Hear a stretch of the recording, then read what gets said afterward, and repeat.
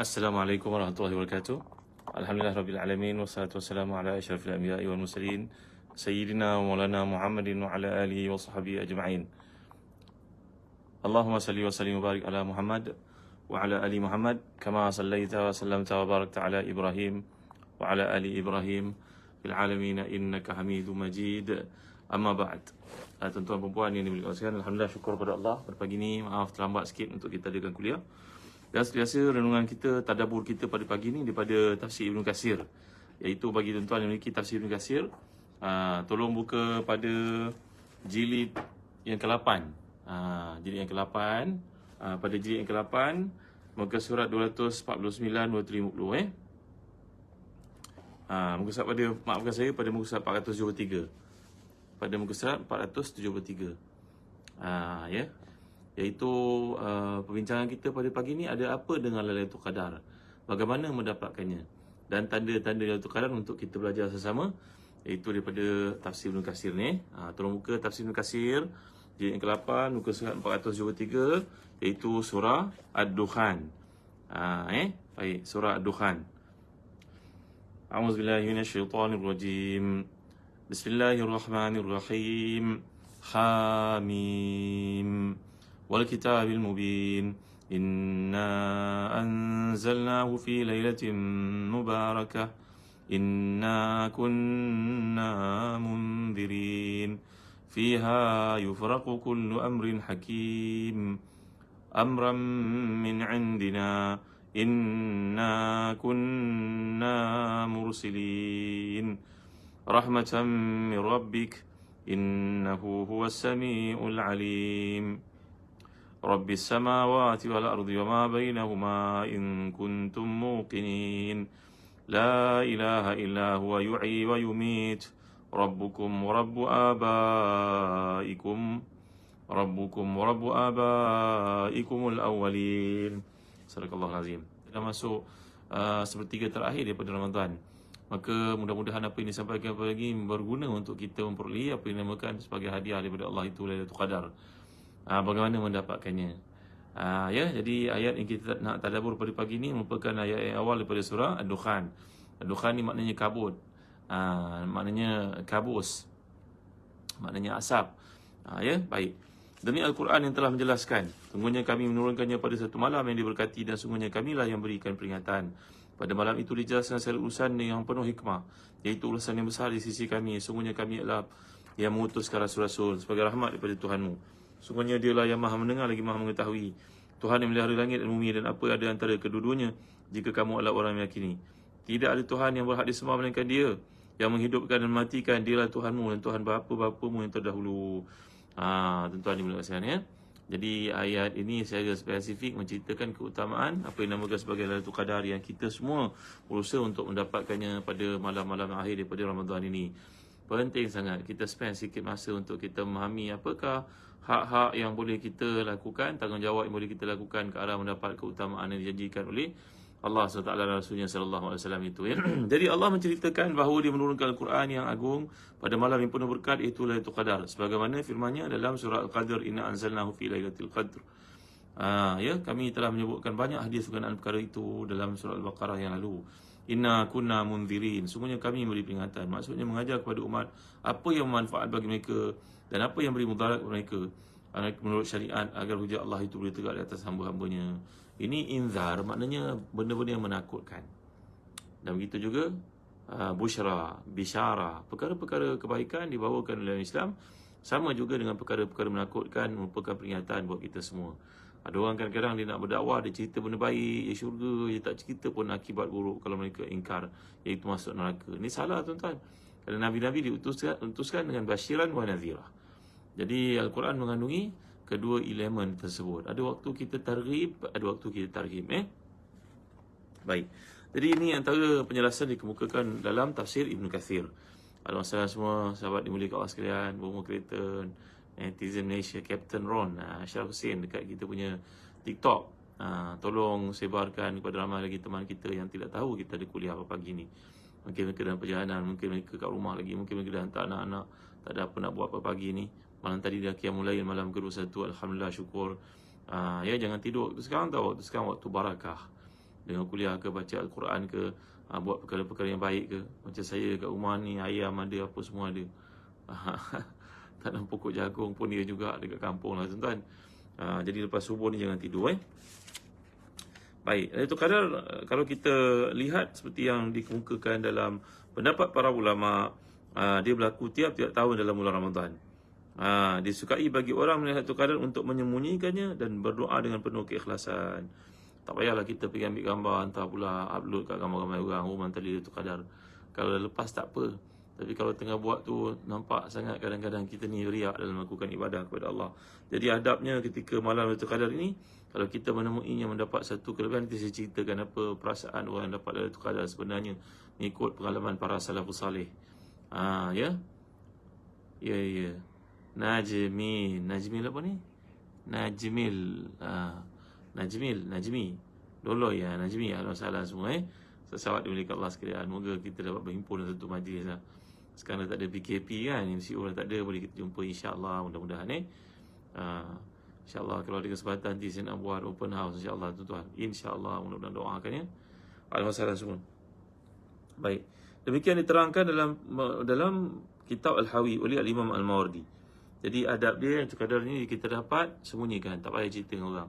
Memadailah untuk kita banyakkan doa seperti yang telah kita belajar di semalam. Bakal jenazah, alhamdulillah, nak fiqah. Semua kita bakal jenazah Simang Sa'ari, alhamdulillah, terima kasih jemput teman-teman kita yang lain kan. Topik ni penting sangat. Iaitu apa yang difahami daripada hadis-hadis yang menunjukkan bahawa kita menyembunyikannya dengan tujuan untuk beribadah kepada Allah.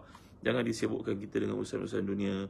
Dan Imam Sufyan Tsauri mengatakan kalau seorang dapat Lailatul Qadar, baik dia berdoa bandingkan ibadah-ibadah yang lain. Kerana malam itu malam barakah, malam penuh dengan rahmat.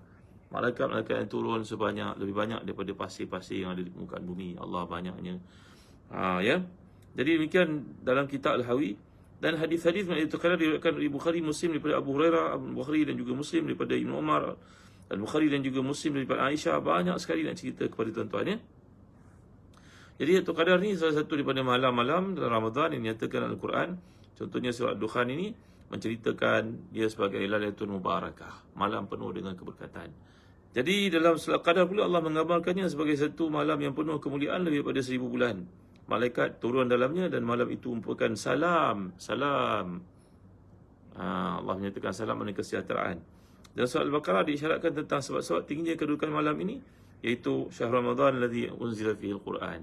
Jadi berkaitan di antara surah Al-Qadarnya, Al-Baqarahnya yang telah kita bincangkan, dan kemudian surah Dukhan, ia merujukkan kepada turunnya Al-Quran. Quran ini diturun daripada Allah SWT dari Lauh Mahfuz ke Sama'id Dunia. Ini station, dipanggil sebagai Sama'id Dunia. Sama'id Dunia ni merupakan langit dunia, iaitu langit yang paling dekat dengan kita semua. Langit ni berlapis-lapis tuan-tuan. Samawatin tibaqa. Langit ini disebut dalam Al-Quran yang kita baca selalu. Dia merupakan terdiri daripada 7 lapisan. Dan Nabi pun menaiki sampai Nabi SAW sampai ke Sidratul Muntaha untuk menerima ketika salat itu. Nabi menemui Nabi-Nabi yang bagai-bagai di langit-langit yang beza-beza. Bukan langit dan luar kita langit lapisan ni. Jadi apa yang ada di sisi Allah itu diturunkan pada malam penuh keberkatan yang panggil sebagai malam Qadar, Sama'ad Dunia, dekat langit dunia. Kemudian daripada langit dunia itu diturunkan kepada Nabi kita SAW dalam tempoh 22 tahun setengah atau 23 tahun lebih kurang, mengikut persoalan yang timbul, isu-isu yang berlaku, peristiwa yang berlaku, penjelasan terhadap perkara-perkara berlaku dalam tempoh 23 tahun ni tadi. Barulah diturunkan secara berasingan pada waktu yang berlainan. Kita belajar ayat Makkiyah ada, ayat Madaniyah ada kan. Ya. Jadi ini dimaksudkan kata para ulama tafsir dan menjelaskan perkara ini. Jadi sudah jelas bahawa permulaan turunnya Quran adalah dalam bulan Ramadan, dan Nabi pun dilantik menjadi rasul dalam bulan Ramadan. Ya. Baik. Kita semua tahulah mula-mula turun surah Iqra, kemudian turun surah Al-Muzammil. Surah Iqra tu turun nanti Nabi menjadi Nabi, dan turunnya surah Al-Muzammil ni Nabi diangkat menjadi Rasul. Beza kan di antara Nabi dengan Rasul kan? Apa beza antara Nabi dan Rasul? Apa beza Nabi dengan Rasul tuan-tuan? Nabi terima wahyu untuk diri sendiri. Nabi syariat untuk sendiri, Rasul wajib sampaikan. Oh gitu. Nabi Adam tu Nabi ke Rasul? Nabi Adam. Nabi. Nabi ke Rasul? Siapa Rasul yang pertama sekali? Banyak yang jawab Alhamdulillah. Bagus. Ramai yang jawab Alhamdulillah. Apa beza Nabi dengan Rasul? Siapakah Nabi yang pertama? Nabi Adam. Betul jawapan. Siapakah Rasul yang pertama diutuskan ke muka bumi? Sebab kat TikTok ramai yang jawab. Terima kasih. Netizen Malaysia. Ya. Nabi yang pertama Nabi Adam. Betul. Siapakah Rasul yang pertama? Rasul yang pertama. Ramai yang jawab Alhamdulillah. Syukur. Rasul membawa syariat baru. Oh gitu Rasul pertama Nabi Nuh. Tepat. Rasul pertama ialah Nabi Nuh alaihissalam. Ya, bukan Nabi Adam. Nabi Adam adalah Nabi. Rasul adalah yang pangkatnya lebih tinggi daripada Nabi sebenarnya. Nabi ada 124,000 orang.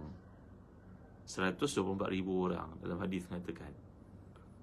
Rasul cuma ada 313 orang saja. Minhum man qasasna alaika wa minhum man lam naqsus alaik. Ada yang kami ceritakan kepadamu wahai Muhammad, ada yang kami tak ceritakan kepadamu. Baik, kita lanjutkan. Nanti kita cerita lagi. Tuan ni dalam akidah ni. InsyaAllah mudah-mudahan nanti kita boleh adakan kuliah akidah. Kita adakan siapa yang jadi ahli dalam telegram sahabat Ustaz Hazan akan dapat keutamaan untuk invitation ni. So yang belum masuk dalam sahabat Ustaz Hazan, tolong masuk sahabat Ustaz Hazan. Ada banyak perkara yang kita kongsi kat situ. Doa, nota yang kita belajar sini semua ada. Alhamdulillah. Catatan Umi Fatih. Terima kasih Kak Umi Fatih. Bagi tuan yang berminat untuk dapatkan tafsir Ibn Katsir ni, tafsir Ibn Katsir ni tolong dapatkan daripada Ustazah Umi Fatih. Nurilis Ahlan salah Naini Harun. Ya dah jawab tadi. Alhamdulillah, syukur ramai dah jawab tadi. Rasul yang pertama ialah Nabi Nuh. Nabi yang pertama Nabi Adam. Rasul lebih tinggi pangkatnya daripada Nabi, kerana Rasul itu mendapat syariat yang baru dan diwajib menyampaikannya. Adapun Nabi yang mendapat syariat daripada Rasul sebelumnya dan dia meneruskan syariat tersebut. Kalau kita mengatakan tak wajib menyampaikannya, kurang tepat. Kerana Nabi Adam wajib menyampaikannya kepada anak-anak. Kita belajar Nabi Adam adalah seorang Nabi Allah, dan baginda menyampaikan syariat kepada anak-anaknya. Sebagai contohnya dari syariat Nabi Adam itu, perkahwinan berlaku secara bersilang. Ini kembar-kembar, yang laki kahwin dengan kembar yang ni, yang laki yang ni kahwin dengan kembar ni. Itu adalah perintah daripada Allah Taala. Baik, kita sambung lagi. Dan itu qadar adalah malam penuh keberkatan. Dia mempunyai keistimewaan malam lebih baik pada 1000 bulan, bahkan dari umur manusia. Manalah seseorang kita boleh menjamin dirinya lebih pada hidup boleh lebih pada 1000 bulan. 1000 bulan kalau bagi 12 ni, tengok berapa banyak, berapa puluh tahun. Seorang pun tak tahu berapa umurnya. Ada orang meninggal dunia pada waktu yang muda. Syekh Muhammad Abdul menjelaskan bahawa qadar seperti berikut. Qadar makna takdir. Jadi pada malam itu Allah memulakan takdir agamanya dan batasi khitah untuk nabinya dalam menyampaikan agama kepada manusia. Ini penangan oleh Al-Imam Muhammad Abdul mengatakan bahawa qadar itu makna takdir, satu benda yang Allah telah tetapkan untuk segalanya telah ditetapkan oleh Allah sejak azali lagi. Tapi pada malam itu ketetapan ini diberikan kepada para malaikatnya untuk menjalankan tanggungjawab. Fulan ini meninggal dunia, fulan ini dapat harta, fulan ini berlaku perkara ini kepadanya. Jadi malam qadar itu adalah satu pembahagian tugasan untuk sepanjang tahun itu masuk ke malam qadar berikutnya untuk diberi kerja yang baru kepada para malaikat. Ini antara penjelasan para ulama. Ada pula yang mengatakan bahawa qadar itu bererti syaraf. Kerana kalau kita mengatakan ahlu takdir, orang yang kita muliakan, nuqaddiruh maknanya nusyarifuhu. Makna qadar juga bererti syaraf, kemuliaan.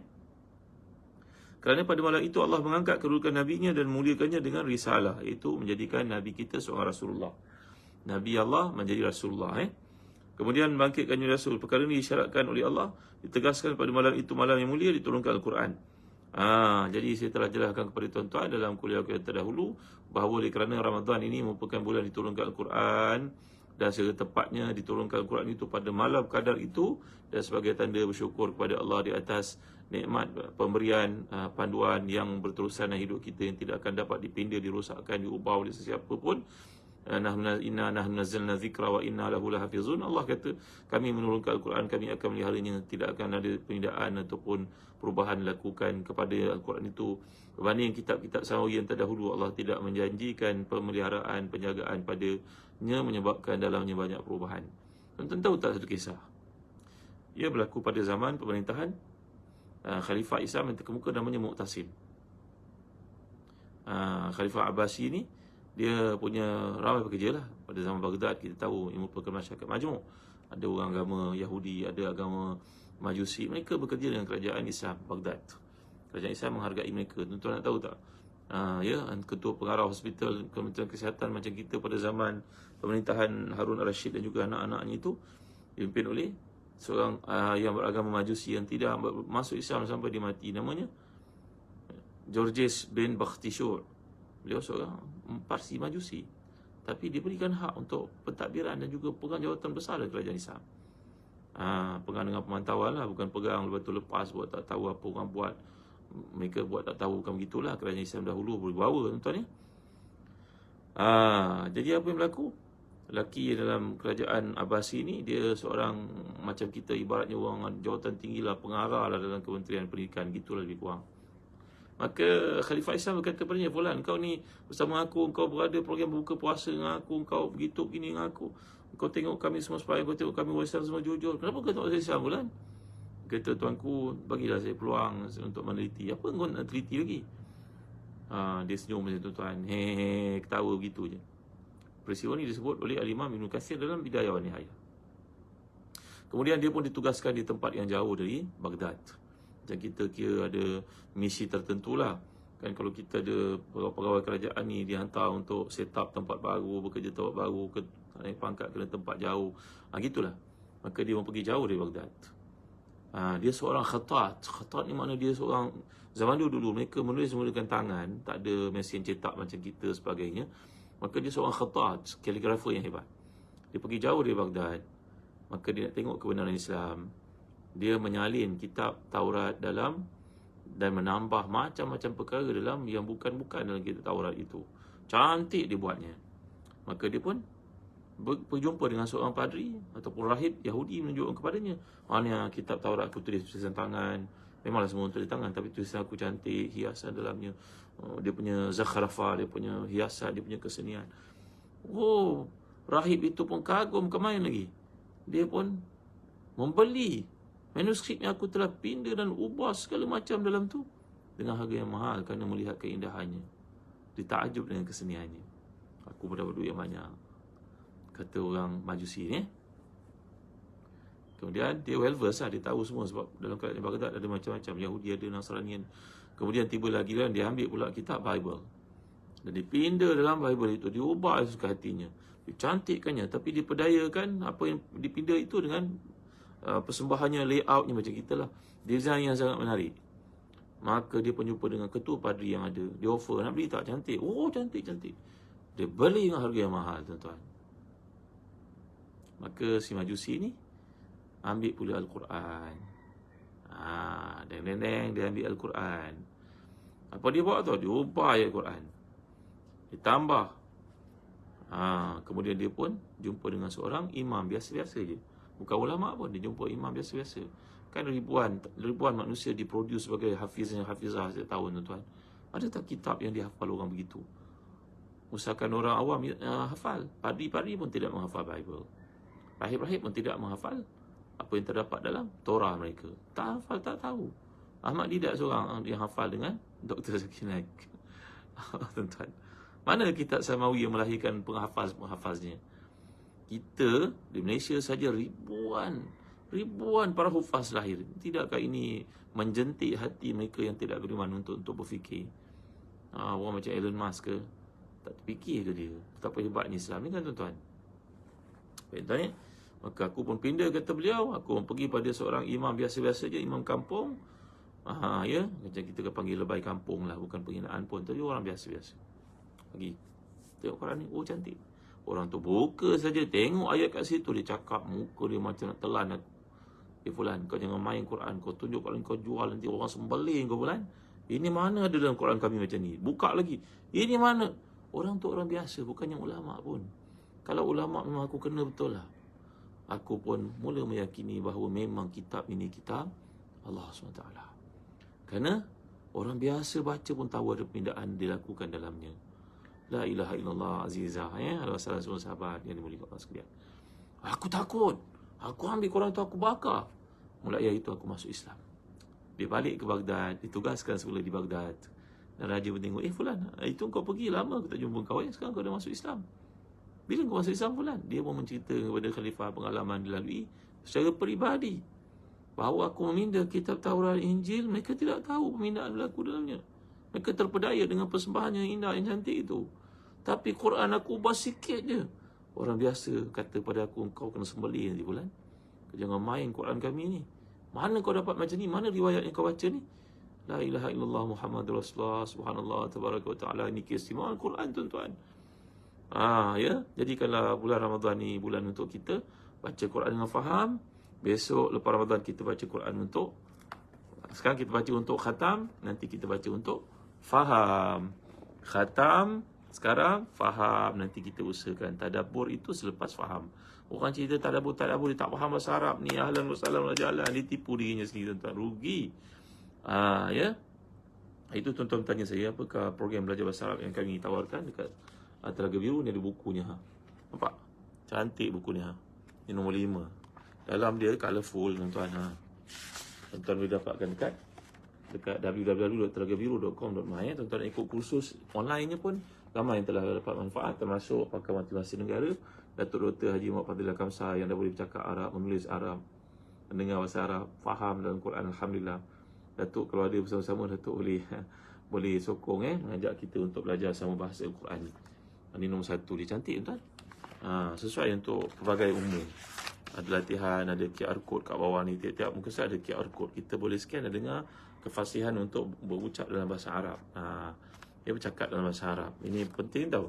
Mendengar, membaca, bercakap. Tuan-tuan belilah online buku ni. Nak belajar sendiri pun boleh.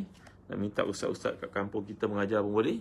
Nak belajar dengan online dengan kami pun boleh. Diajar di pakar-pakar di kalangan pensyarah-pensyarah universiti. Dapatkan ni?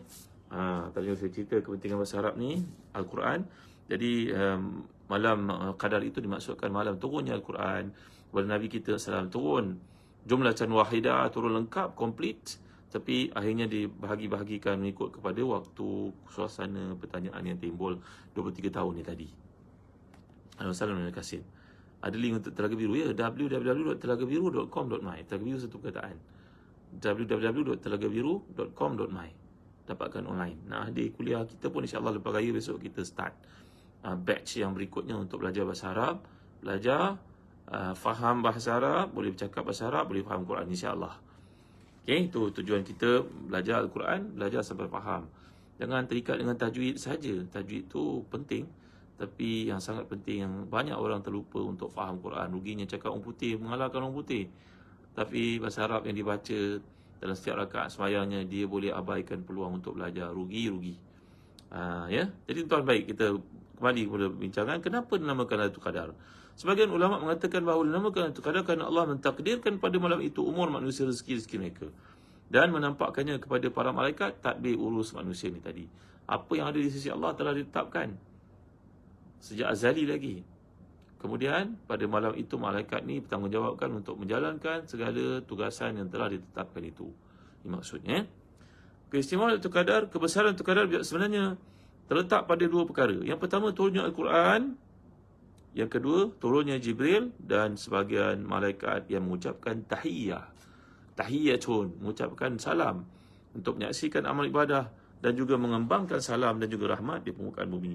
Malam itu juga dipanggil sebagai Lailatul Salam. Para malaikat turun mengucapkan salam pada penduduk bumi. Ini dinamakan sebagai Lailatul Salam ataupun Lailatul Syaraf, dan dipanggil juga dengan nama Lailatul Tajalli. Lailatul Tajalli ni maknanya malam Allah menzahirkan segala nikmatnya untuk para hamba-Nya. Alangkah ruginya mereka yang mengabaikan peluang ni. Tuan-tuan, kalau saya sebut pada tuan-tuan ni, ada orang jual kereta lama murah lah. Kereta ni sepatutnya 100,000. Tapi pada hari ni dijual cuma 10,000 saja atau kurang lagi. Betul kereta ni. Ya. Maka berebut-rebutlah kita pergi, berlumba-lumbalah kita pergi untuk membelinya dengan harga yang sekian. Baju raya ke apa sajalah. Makanan ke, durian ke, bayangkan apa saja. Tapi sebahagian daripada kita lalai janji Allah SWT ni, yang disebabkan iman dalam diri lemah, layu, merosot, tak bertaubat. Ini faktor-faktor yang menyebabkan Seorang itu buat tak peduli, bina tak bina je apa yang dijanjikan oleh Allah, ruginya. Padahal malam ini dipanggil Lailatul Tajalli, malam Allah menzahirkan segala nikmatnya, menzahirkan bahawa hajat kita dimakbulkan olehnya, dan malam keberkatan kebaikan yang sangat banyak ni tuan-tuan. Kalau kita melakukan dosa-dosa besar, kita bertaubat pada Allah malam ni, kita pohon Allah SWT memakbulkan hajat-hajat kita. Ya? Abu Bakar Waraq berkata dinamakan malam itu dengan kadar kerana pada malam itu turun Al-Quran yang dibawa oleh malaikat yang darjat yang paling tinggi untuk disampaikan pada manusia yang paling tinggi, itu Nabi Muhammad SAW.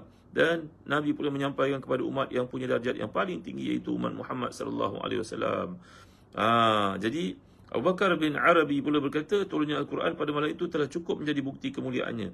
Malam itu adalah malam penuh kemuliaan dan keberkatan, dan malam itu dijelaskan dengan penuh segala urusan dan hikmah. Dimaksudkan dengan Allah mentakdirkan segala urusan alam terjadi dalam satu tahun untuk para malaikat melaksanakannya dengan sebaik-baiknya. Ringkasnya, segala urusan yang dilengkapi hikmah sesuai dengan kebenaran yang dikehendaki oleh irada ilahiyah, kehendak Allah. Allah menampakkannya pada para malaikat dan menugaskan para malaikat menjalankannya. Inilah kemuliaan yang dikhususkan bagi Lailatul Qadar. Seperti yang telah saya jelaskan tadi. Baik. Sebagian ulama ada mengatakan bahawa bilangan malaikat yang berada di bumi pada malam itu lebih banyak daripada pasir yang ada di permukaan bumi. Allahu Akbar. Cik Ani, apa kerja malaikat ni begitu ramai? Berlumba-lumba lah untuk melihat kita dan menyampaikan hajat kita kepada Allah, tuan-tuan. La ilaha illallah Rasulullah. Malaikat ni kalau kita baca kisah mereka, kita boleh menangis tau. Malaikat-malaikat ni bila melihat kita melakukan maksiat, dia pohon kepada Allah, ya Allah, janganlah matikan fulan bin fulan lagi, kerana dia masih lagi belum bertaubat, wahai Tuhan. Dan ketika Nabi Yunus ditelan oleh ikan, maka Nabi Yunus pun berdoa, la ilaha illa anta subhanaka inni kuntu minaz zalimin. Para malaikat yang membawa rahmat dan doa, kita semua mendengar doa Nabi Yunus itu, lalu bertanya kepada Allah, ya Allah, ya Tuhan, kami dengar satu suara. Suara ni common, familiar bagi kita. Siapa punya suara ni? Berlumba-lumba mereka nak maklumkan kepada Allah. Allah yang lebih mengetahui bahawa itu suara Yunus. La ilaha illallah Muhammad Rasulullah. Malaikat merayu kepada Allah supaya beri keampunan, pelepasan pada Nabi yang mulia, Nabi Yunus, yang melakukan kesilapan itu, tuan-tuan. La ilaha illallah Muhammad Rasulullah. Masya Allah, tabaraka wa ta'ala. Baik. Jadi, sebagian ulama mengatakan bilangan para malaikat yang turun ke bumi untuk mengutip doa kita lebih banyak daripada pasir yang ada di permukaan bumi. Dan Allah menerima taubat orang pada malam itu. Dibuka pintu langit pada malam itu sampai daripada terbenam matahari sampai terbit matahari. Maknanya kalau malam tadi lah kadar, tuan-tuan, malam satu, rahmat Allah telah mula sejak maghrib lagi. Semalam kita buka puasa, kita berdoa kan. Yakinlah Allah terima doa kita, tuan-tuan.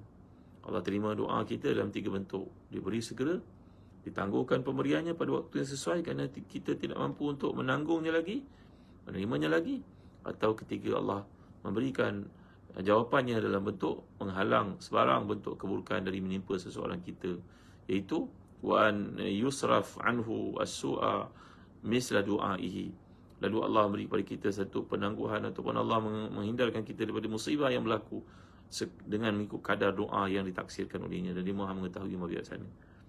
Contoh, tuan-tuan, kita pergi kerja, setiap hari naik motor, tapi setiap hari kita pun tukar naik kereta. Pada hari kita naik kereta tu hujan turun lebat, dan banyak orang naik motor parking bawah jambatan. Na'udzubillah, tiba-tiba, tuan-tuan, sebuah lori langgar. Kita selalu berhenti kat situ naik motor. Pernah terfikir, tuan-tuan? Allah fikir, Allah, ya Tuhan ku panjang, kau beri aku kesempatan untuk hidup lagi, untuk taubat pada kau. Orang yang duduk bawah jambatan tu kesian, tuan-tuan, mati syahid tu. Tapi nak cerita, sebahagian daripada musibah yang menimpa orang yang kita pun berpeluang ataupun kita potensi untuk berlaku pada kita, expose pada diri kita juga untuk berlaku, tapi Allah samakan kita. Betul, tuan-tuan? Ada orang rumahnya masuk perompak mencuri, padahal rumahnya ada guard. Perompak tu ikat satu keluarga, tuan-tuan. Seorang kawan cerita, ya Allah, pengalaman cukup menakutkan, Ustaz. Trauma betul, Ustaz. Teringat je bulan berlaku kejadian tu bulan Jun. Tiap-tiap tahun tak boleh tidur, Ustaz. Waktu tu teringat. Kami kekalkan dalam ingatan. Anak lelaki tu ditangkap, diikat, dicampakkan dalam bathtub. Ya, dia sengaja dia berdarahkan nak suruh kita panik. Tunjuk ni darah anak lelaki kau. Allah, Tuhan, betul, tuan-tuan, memang kecut perut. Berlaku pada seorang sahabat. Tapi jirannya tidak berlaku demikian. Perasan tak Allah beri pada kita. Kita bukan menceritakan ujian itu berlaku pada orang kita ni terbaik, bukan. Tapi nak ceritakan banyak hajat kita yang Allah convertkan menjadi satu nikmat yang lain tanpa kita sedar, iaitu menyelamatkan kita daripada musibah itu berlaku. Ya, baik. Jadi malaikat-malaikat akan turun di empat tempat untuk meletakkan panji-panjinya. Ini ikut penjelasan para ulama. Seperti yang saya sebut tadi, yang kita al-hawi oleh Imam Mawardi. Begitu juga dalam kitab-kitab tafsir yang macam Ibn Tabari. Malaikat turun di 4 tempat. Yang pertama di Kaabah. Digalakkan kita untuk menaikkan umrah dalam bulan Ramadan. Ya, malam 27 nanti, maka para imam haram akan berusaha untuk mengkhatamkan Quran. Mereka khatam Quran malam 27 malam yang dikatakan kebanyakan para ulama itulah Lailatul Qadar. Yang kedua, para malaikat juga akan meletakkan panji-panji mereka di sisi makam Rasulullah SAW di Madinah. Yang ketiga, malaikat meletakkan panji-panji mereka di Baitul Maqdis, di Masjid Aqsa. Ya, untuk sahabat kita yang berada di Masjid Aqsa pada waktu ni. Tuan nak pergi travel ke Baitul Maqdis, jom pergi bersama dengan kami Zazan Travel. Kami menamakan perjalanan bersama dengan tuan-tuan, perjalanan penuh dengan pengisian, bukan perjalanan setakat pelancongan saja. Kami punya rombongan pimpinan para ulama, para asatiza, para ustaz yang akan buat pengisian. Jom pergi dengan Zazan Travel. Ahlan sahlan. Terima kasih Zazan Travel kerana menjadi penaja program kita pada pagi ini. Antara perjalanan kita yang terdekat nanti lepas raya, insya-Allah. Bulan 12 pun ada, masih sejuk tu. Seronoklah kalau bawa anak isteri kita berjalan. Tuan-tuan, jom pergi bersama Zazan Travel. Yang keempat, para malaikat akan turun bawa panji-panji mereka di Masjid Tur Sinai. Tur Sinai, ya, wa tini wa zaitun wa turi sinin, tempat Nabi Musa menerima watika wahyu. Nabi kita menerima di Jabal Hira, di Gua Hira. Malaikat Jibril bawa wahyu kepada Nabi Musa, tempat nama Tur Sinai, Tur Sinin. Selanjutnya mereka akan bertebaran ke seluruh permukaan bumi, memasuki rumah orang beriman yang tiada anjing dan tiada gambar padanya. Gambar hidup. Itu sebab kita tak digalakkan untuk jaga anjing, pelihara anjing. Ya, anggaplah dia satu ujian daripada Allah. Bukan sebab Allah Ta'ala nak mendera kita, bukan. Ada orang pada ini dia bangga pula dia ada anjing kat rumah dia. Tak mana pendapat dia ikutnya. Bukan kalau bela anjing ni kerana perkara-perkara tertentu. Contohnya dia ada used car, kereta jual terpakai yang kalau manusia tak mampu nak menjaganya, tak nanti orang curi partsnya, bolehlah dia bela anjing. Ada orang kan ladangnya besar, sawit dan sebagainya, elakkan binatang-binatang perosak, maka dia bela anjing. Betul lah tu. Ada orang ada kilang, pagat je tak cukup, nak bayar mahal, kena ada anjing. Betul lah tu. Ada orang gunakan anjing untuk tujuan berburu. Betul lah tu. Tapi kalau sengaja bila nampak anjing berjalan, ada anjing kurap, pergi bersihkan, lepas tu bela kat rumah, lepas tu tunjuk kat Facebook pula, siaplah orang macam ni. Tak ada sebab dia buat begitu. Setakat bagi makan cukup lah. Kita bimbang buatan-buatan ni lebih pada nak hit market, nak cari orang followers je. Tak payahlah buat begitu, tuan-tuan. Sayang ni pun ada kadarnya lah. Semua kita bertanggungjawab depan Allah SWT untuk berbaik pada makhluk sekaliannya. Tapi bukanlah melampau-lampau begitu. Melihat anjing kena langgar tengah jalan, pergi berhenti pula, tunjuk pula ke Facebook, lepas tu dah orang pula balik pun lambat, aksiden pula kat jalan raya ni. Tak betul lah, tuan-tuan. Tegur anak-anak muda tu, jangan buat benda ni melampau lah. Tak payah ekstrim lah, ya. Baik, malaikat akan datang ke rumah orang beriman yang kita nyatakan tadi, tiada gambar-gambar hidup padanya, tak ada patung-patung, tak ada anjing. Malaikat akan masuk ke rumah-rumah demikian. Tujuan malaikat masuk buat apa, tuan-tuan? Bawa rahmat lah. Kan? Bawa rahmat lah kepada kita semua. Jadi kemudian mereka pun bersama dengan orang beriman yang bangun pada malam itu, yang mohon keampunan kepada Allah dan menyampaikan hajat-hajat. Jadi bila Allah menyatakan malam itu lebih baik, khairun min alfi syahr, lebih baik daripada 1000 bulan, berarti ya, beramal pada malam itu ganjarannya tidak ada pada malam-malam yang lain. Imam Malik mengatakan, saya mendengar orang yang sangat saya percaya menyatakan bahawa kepada Rasul diperlihatkan tentang umur-umur umatnya. Maka Nabi melihat umur umatnya pendek dibandingkan dengan umat-umat yang terdahulu. A'maru ummati baina 60 wa 70 wa aqalluhum man yajuzu zalik. Nabi menjelaskan bahawa umur umatku ni semua kurang daripada 100 tahun. Kebanyakannya antara 60 hingga 70 tahun. Jadi buatlah persiapan. Rebutlah Lailatul Qadar ini supaya dengan amalan yang kita lakukan itu Allah menerima taubat kita, mengampun dosa kita dan menjadikan amalan kita itu sebanding dengan orang yang terdahulu yang umur mereka panjang-panjang. Baik, ya? Jadi kerana itu, mengerjakan amal ibadah sebagaimana diterangkan boleh menyaingi pahala umat yang terdahulu. Baik, keutamaan itu kadar tidak dapat dibayangkan kebesarannya kerana itu kadar permulaan turunnya risalah kepada Nabi kita SAW, yang risalah itu, perutusan Nabi itu melengkapkan segala hajat kita, keperluan kita dan panduan dalam hidup kita pada hari ini. Alangkah malangnya bagi orang yang tidak dapat hidayah daripada Allah. Hidupnya macam binatang. Macam binatang, memuaskan nafsunya, tak ada apa-apa halangan nak buat apa sahaja. Mana ada hidup yang begitu, tuan-tuan. Anak yang kecil tu pergi sekolah pun ada rules dia kat sekolah kan. Ini kamu nak hidup macam binatang. Ya. Jadi kan kebaik kalau kita ni peranan untuk menyampaikan hidayah Allah. Ada kawan kita Cina, bagi dia Quran Mandarin. Ada kawan kita keen untuk baca, cenderung untuk baca dalam bahasa orang putih, bagi dia Quran orang putih. Sekurang-kurangnya mereka itu tidak menjadi hujah kepada kita di akhirat bahawa kita tak menjalankan tanggungjawab, tuan-tuan. Walaupun demikian, mereka ni sebenarnya zaman ledakan maklumat pada hari ini mustahil lah kalau mereka tak tahu, tak melihat orang masuk Islam, tak tercuit hatinya untuk faham tentang Islam kan. Kita jalankan tanggungjawab, tuan-tuan. Jadi tujuan asas kepada Al-Quran ini untuk menjadi rahmat dan panduan kepada kita semua. Pada malam itu turun malaikat dan juga malaikat Jibril. Ruh ini bukannya ruh, kalau Melayu dulu dipercaya nanti roh orang telah mati ni boleh pergi pula tengok anak dia buat apa. Kadang ada pula yang percaya lebih melampau lagi bahawa roh tu tekan jadi belalang, jadi burung. Ini semua mengarut, tuan-tuan. Bahawa bila kita telah mati, tak ada lagi perhubungan kita dengan orang yang hidup. Putus, habis. Orang yang dalam kubur itu mengetahui perkembangan kita yang masih hidup ini melalui rakan yang mati lambat daripadanya. Contoh orang tu dah mati 10 tahun maka tak ada perkembangan dia dapat daripada orang lain. Lepas 10 tahun tu barulah ada kawan baiknya meninggal dunia, duduk dekat dengannya. Fulan, apa khabar? Maka orang yang mati kemudian tu akan menceritakan kepadanya apa perkembangan yang berlaku di muka bumi, anaknya, isterinya, kalau mereka berada dalam perkampungan yang sama.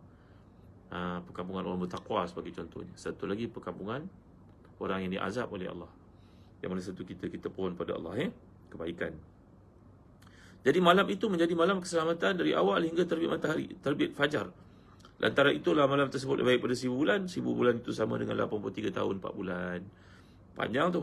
Itulah menurut kebiasaan umum manusia. Jadi bayangkan kalau kita dapat 10 kali Lailatul Qadar, kalilah 83 tahun kali dengan 10 tahun, 830 tahun. Alangkah ruginya orang yang mengabaikan peluang ni. Baik. Rasulullah bersabda, datang terkadang turunlah Jibril dengan rombongan yang besar. Mereka bersawat kepada hamba-hamba yang sedang berdiri. Bersawat makna mendoakan atau sedang duduk menyebut nama Allah.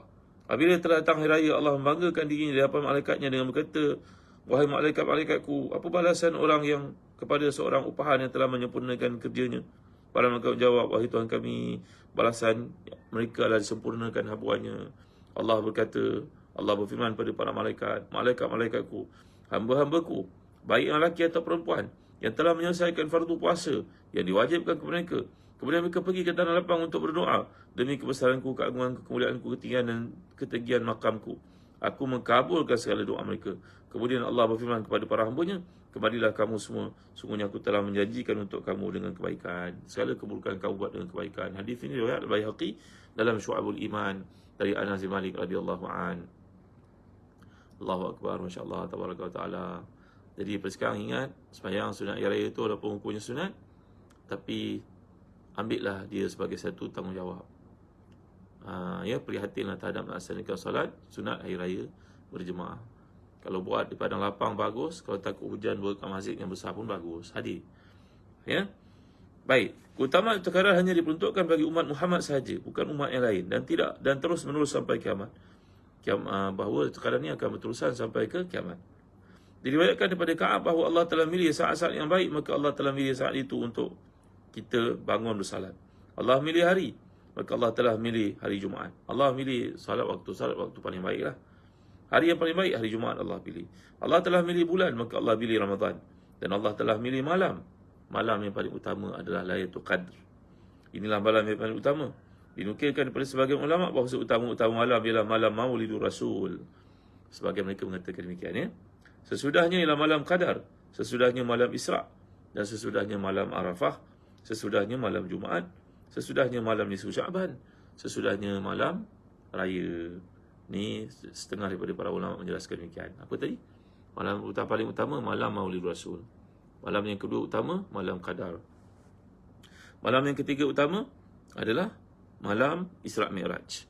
Malam keempat utama malam Arafah. Malam kelima utama malam Nisfu Sya'ban. Malam Jumaat. Ya, malam Jumaat. Malam keenam utama malam Nisfu Sya'ban. Malam ketujuh utama adalah malam Hari Raya Idul Fitri, Idul Adha dan juga Idul Fitri. Ya, baik tuan. Menurut jumhur ulama, malam Qadar adalah malam yang paling utama. Ada sebahagian yang lain mengatakan malam yang utama adalah malam Qadar. Kedua barulah malam Maulid Rasul. Baik ya? Jadi tuan-tuan, Allah telah menjelaskan dalam Quran bahawa Allah menurunkan permulaan Quran dan juga dalam bulan Ramadan, dan permulaan Al-Quran adalah malam Qadar, malam yang penuh keberkatan. Turunnya surah Iqra itu pada Nabi kita pada malam Qadar. Dengan baik turunnya Quran daripada Lauh Mahfuz ke Sama'id Dunia yang saya ceritakan awal tadi, keseluruhannya jumlatan wahidatan turun pada malam bulan Ramadan. Dan kemudian daripada Sama'id Dunia itu turun pada Nabi kita buat pertama kalinya surah Iqra itu kan dibagi pada 23 tahun keseluruhannya kan totalnya kan. Jadi surah Iqra itu turun pada malam Qadar. Gitu pertama kali turun pada Nabi pada malam daripada bulan Ramadan, malam itu malam Qadar sebenarnya. Baik. Dengar lagi. Menurut jumhur ulama, telah ada malam Qadar sebelum turunkan Al-Quran, dan sebagian mengatakan tidak. Tegasnya tidak ada satu masa sejak dahulu dengan malam yang mulia, melainkan bila Nabi mula dilantik menjadi Rasul. Jadi Allah telah menjelaskan bahawa Al-Quran diturunkan pada bulan Ramadan. Jadi salah satu daripada malam itu diturunkan wahyu kepada Nabi kita, itulah malam Qadar. Tuan-tuan dimuliakan sekalian ya. Jadi sebahagian mereka mengatakan bukan demikian. Turun Al-Quran, kemudian turun pada Nabi buat kali pertama bulan surah Iqra itu pada bulan Ramadan. Mana Ramadan kita tidak pastilah. Kemudian turun surah Muzammil yang mengangkat Nabi menjadi Rasul itu pada malam Qadar. Setengah mereka mengatakan demikian. Yang penting Quran turun dalam bulan Ramadan Baik, ketentuan Lailatul Qadar. Dah pukul 8 ni tuan-tuan. Nak sambung lagi. Tuan banyak kerja ni, kita sambung lah esok lah pagi. Boleh bagi esok kita sambung Jadi ini juga satu topik yang penting, ketentuan Qadar dan apakah persiapan kita seandainya kita mendapat Qadar, malam Qadar itu, kita ulang lagi sekali. Ya, dan juga panduan-panduan mendapat Lailatul Qadar. Tunggu tahu. Pagi esok kita bincangkan lebih lanjut.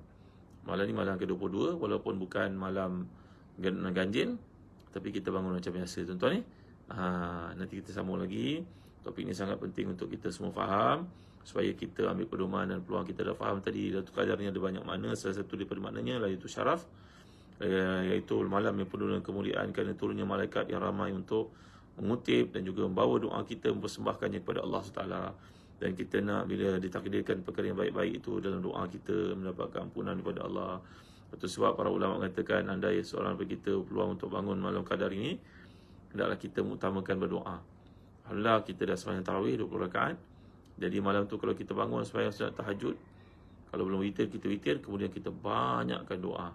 Kalau boleh doa tu dah siap catat dalam buku kita ke dalam handphone kita ke untuk kita baca. Dan saya letakkan kepada tuan-tuan, janganlah pada hari-hari akhir Ramadan ini kita masih lagi sibuk dengan media sosial. Masak tu penting lah tuan-tuan, tapi bukan segala-galanya. Cuba kita challenge diri kita tuan-tuan supaya hari-hari akhir ni kita makan satu menu saja. Bubur-bubur je. Buah sikit, kurma cukup. Fokus pada ibadah. Ya. Kalau orang tu di hadapannya ada 16 juadah, masih lagi sibuk dengan hotel-hotel pada waktu ni, kurangkanlah tuan-tuan. Berilah peningkatan, fokus pada ibadah kita. Tinggal beberapa hari saja lagi. Moga-moga kita dapat kemuliaan ni. Kita dengar saban tahun. Kalau kita belum berusaha, kita ni sangat rugi tuan-tuan. Dan janji diberikan Allah ni begitu besar. Terima kasih sekali lagi Allahumma fir lana dhunubana wa liwalidina warhamhum kama rabbuna shighara wa li jami'i ashabina huquq alaina minal muslimina wal muslimat al-mu'minina wal mu'minat bi rahmatika ya arhamar rahimin. Rabbana la tuzigh qulubana ba'da idh hadaytana wa hab lana min ladunka rahmatan innaka antal wahhab. Allahumma adrikna Ramadan amara sanawat adida wa azminatan madida. Allahumma adrikna Lailatul Qadr. Ya Allah, beri pada kami Lailatul Qadar. Panjangkan umur kami untuk menghadapi Ramadan yang akan datang. Ya Allah, beri kami kebaikan dan keberkatan Ramadan ini untuk kami, anak-anak kami, pasangan kami, keluarga kami, sekalian orang baik pada kami, sekalian pekerja kami, sekalian umat Islam. Ya Allah, jangan kami miliki hak atas mereka yang belum kami sempurnakan. Ya Allah, belum sempat kami balas jasa mereka. Ya Allah, alangkah ramainya mereka itu. Ya Allah, Rabbana atina fid dunya hasanah wa fil akhirati hasanah wa qina adzabannar. Wa sallallahu ala sayyidina Muhammad wa ala alihi wa sahbihi wa sallam. Alhamdulillah.